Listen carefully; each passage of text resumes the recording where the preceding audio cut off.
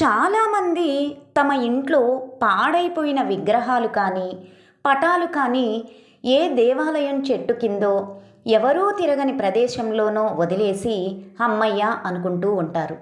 కానీ ఇలా చేయడం కన్నా ఉత్తమమైన మార్గం ఏంటంటే అటువంటి పటాలను అగ్నికి ఆహుతి ఇవ్వడం మంచిది.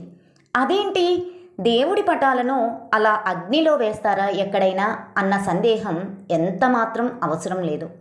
అగ్ని సర్వభక్షకుడు, అన్ని వేళలా పునీతుడు కనుక పవిత్ర అగ్నిలో దేవతా పటాలను సమర్పించడం ఎంత మాత్రం తప్పు కాదు. ఇక విరిగిపోయిన విగ్రహాలను నదిలో విసర్జించండి. ప్రవహిస్తున్న నదిలో వేయడం ద్వారా నీరు కలుషితం కాదు.